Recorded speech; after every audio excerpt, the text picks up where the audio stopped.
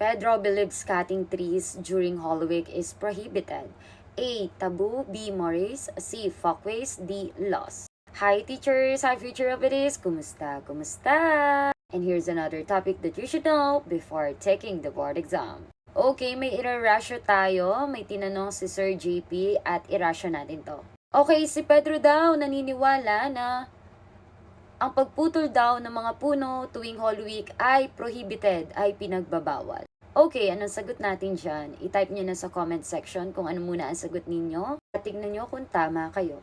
Okay, letter A, taboo. When we say taboo, it refers to social or cultural prohibited or restriction on a particular behavior. Ibig sabihin nito, nakadepende ito sa kultura natin, sa mga kasama natin, sa komunidad, anong lahi natin, taga saan tayo. May mga bagay na pinagbabawal.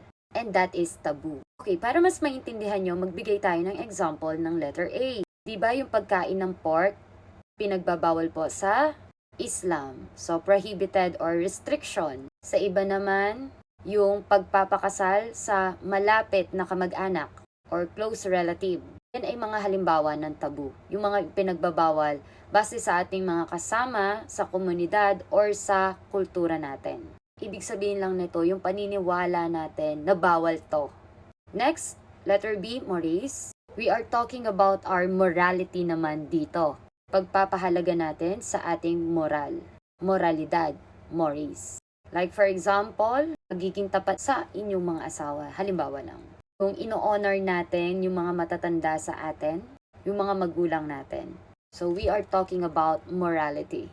And letter C, folkways. Ito naman yung pamantayan or ito yung mga norms for routines or casual interaction. Ito yung mga dapat nating gawin kapag tayo ay mga may nakakasalamuha. Halimbawa, saying po and opo sa mga nakakatanda, it's a sign of respect. Yung nakikipag-shake tayo kapag may na-meet tayong tao. Folkways yan. Ibig sabihin ano yung mga dapat natin gawin kapag nakikipag-interact or nakikisalamuha. Letter D, laws. These are formal norms naman po that are enforced by official sanctions. Ito naman yung mga batas. Ginawa ng mga nasa itaas. Okay, based sa ating ratio, ano ang inyong sagot? Kanina pa lang, nandun na yung word na yon, yung prohibited. Okay, kung nakuha mo na yung sagot, magandang idea yan. Kasi when it comes sa let, it's keywords din po. Okay, the correct answer is letter A. Again, the answer is letter A, taboo.